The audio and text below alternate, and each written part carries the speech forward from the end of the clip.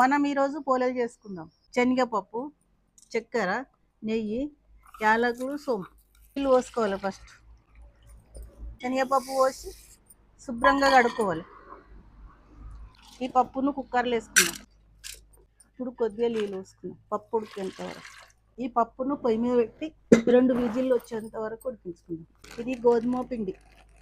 ఇది జల్లించుకోవాలి, పురుగులు ఉంటాయి. చిక్కటి సాల్ట్,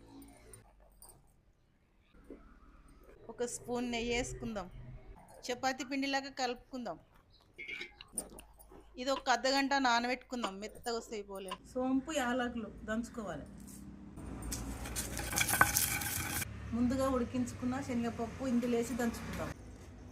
1/2 కేజీ చక్కెర.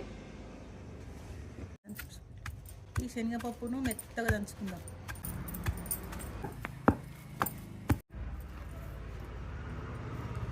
ముందుగా పోలేలు చేయడానికి పెంక పెట్టుకుందాం. ఇలా ముద్దగా నానబెట్టాలి. మెత్తగా నానితే పోలేలు మంచిగా వస్తాయి. కొంచెం నెయ్యి పెట్టాలి. నెయ్యి పెట్టి ఇట్లా చేయాలి. చిన్న బిల్లలాగా చేసి ఇంట్లో ఈ పూర్ణం పెట్టాలి. నిమ్మకాయ సైజు పూర్ణం పెట్టాలి ఈ బిళ్ళలో.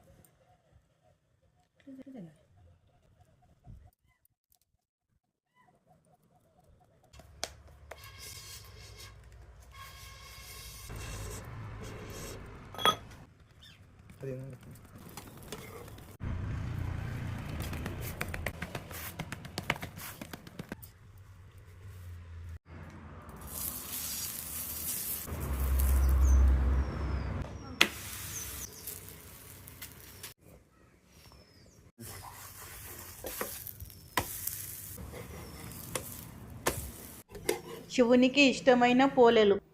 మీరు కూడా ఇలా ట్రై చేసి శివరాత్రి రోజు దేవునికి నైవేద్యంగా పెట్టండి.